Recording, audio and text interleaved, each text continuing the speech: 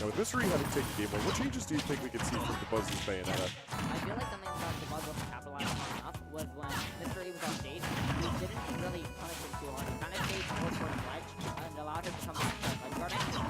I feel that the Bayo has a lot of options off stage, being able to basically fly, and if Dabuz can focus on keeping E off stage longer and hopefully taking his limit when he is off stage, it'll be a lot easier for him to get his combos and get the kills earlier.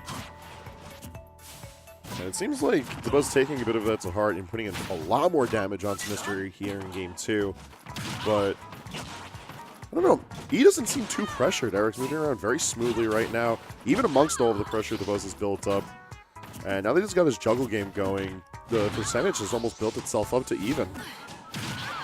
This matchup can become slightly one-sided once Bayo is on ledge. Cloud's ledge trapping on her is insane. Most of her get-ups are extremely reactable. Her roll is obvious because she snakes across the ground. Her neutral get-up's rather slow, and her best option is jump from ledge. So as long as you're covering that, almost everything is reactable, and then you just cover when she's landing. So on top of that, even at the ledge, Dabuz trying to mix up his options. It's not enough to escape E's wrath. But we got the young forward throw coming in, and it's going to be enough. He must have snuffed a jump somewhere in there. And when he grabbed him out of the double jump. Quick moves by Dabuz evening it back up, but Mystery definitely going to be on the prowl still.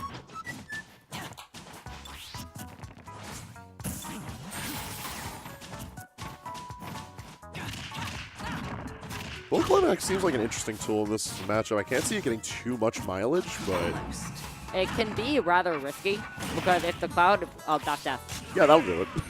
But if the Bullet Climax can be rather risky, because if the Cloud runs up and shields it, the M-lag on it can be enough to just get you punished. Dash attacks, run and grab, although they have to be really quick on it.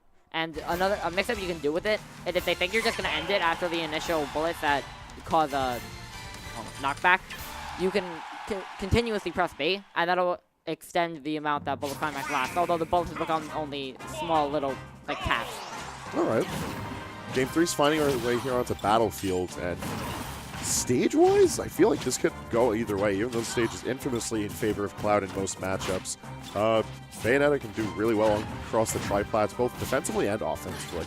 What I'm hoping to see from Dabuz is if he gets a wish time on stage, and Mr. E isn't at a high enough percent to dash on the ground, that he knocks him up onto the top platform while he's still in wish time, and then jumps up himself and up smashes. Because that allows him to be knocked up a lot earlier and die.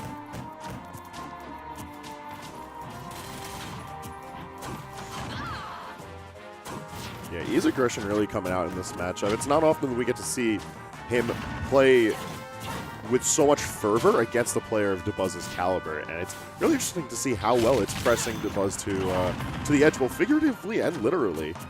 As even though the score is tied right now, Dabuz doesn't have a commanding lead over this by any means.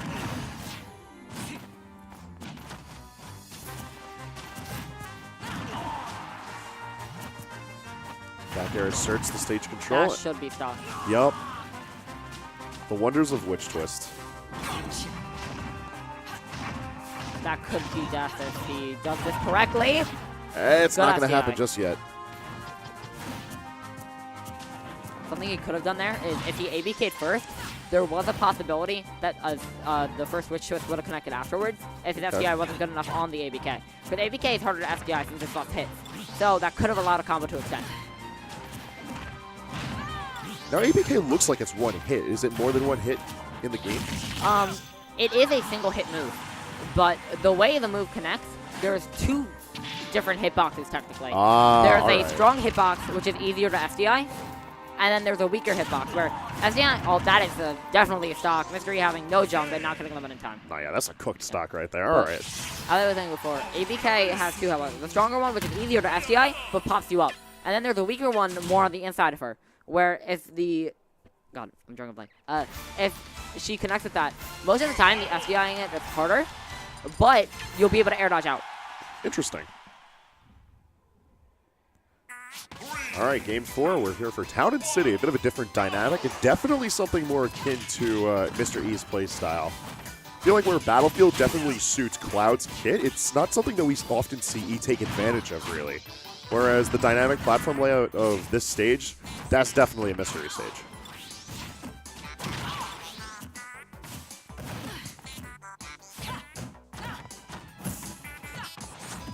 Now, I often see Bayonettas get brought to Battlefield. Do you have any say on, like, if it's a smart choice or not? Okay. So, most of the time, a Bayonetta will ban FD, because that's easily her worst stage. That was an amazing use of triple jump.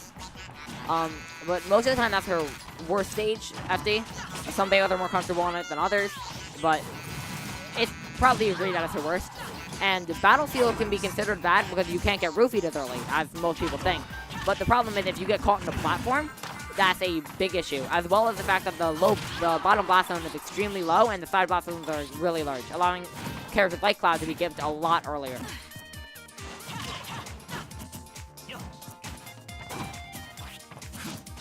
Stock's flying very early here as Dabuz takes a convincing lead. However, sitting at 100%, do you think Dabuz can make good use of this rage to end out this match quickly? There are a few combos that he could use to actually close the stock right now. Not with a good use of Ray Jumpy. If he did a second up B there, he could have gotten an ABK after. Because ABK lasts for around 1 to 2 seconds after the initial first one hit. Okay. So if you're quick enough, you can actually hit a second one out of it.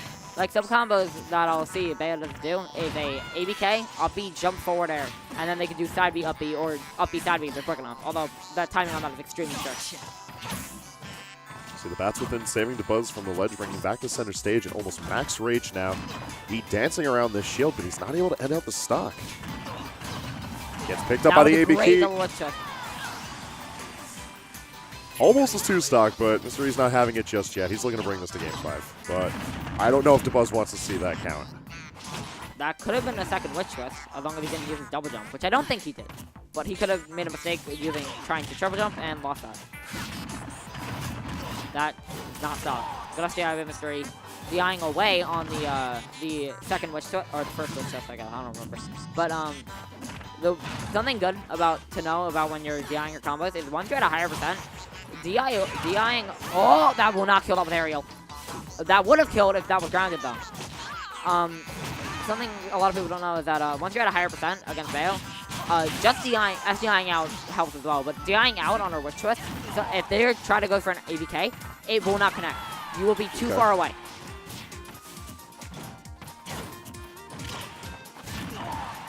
These landings have been phenomenal out here, and Dabuz really staying active right now, seeing a lot more aerial movement from him. That should be a stop. Yeah, and there it is. All right, 3-1 Dabuz's favor.